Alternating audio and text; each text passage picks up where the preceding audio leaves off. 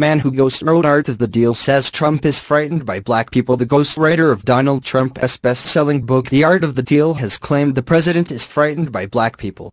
Ghostwriter Tony Schwartz appeared on CNN to discuss Mr. Trump's Twitter feud with LeVar Ball, the father of a UCLA basketball player who was recently released from jail in China. Host John Berman asked Mr. Schwartz whether the president chose his latest Twitter target because of what he said, or because of how he looked. The writer responded, "Both. So first of all, Mr. Ball is a tall black man, and I think Trump is half odd and half frightened by black people," he said, "and his only way of dealing with them is to attack them." He added, "On the other hand, I think he has a zero tolerance for any criticism of any kind. That's why he goes after anybody who says virtually anything about him that is negative."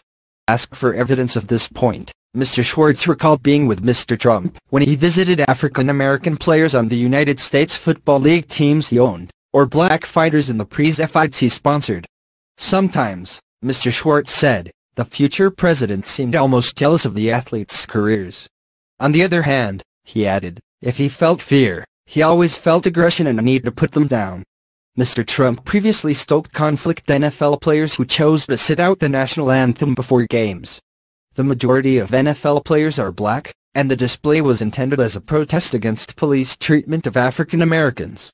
Mr. Trump, however, deemed it disrespectful to the country and the flag, and suggested the players be fired. Michael D'Antonio, the biographer who wrote The Truth About Trump, said the president purposefully chooses black athletes as targets for his anger. There is this desire, I think, to find the right person to go after, who fits a certain template, he told Mr. Berman. He don't go after little guys who happen to be white, I've noticed that.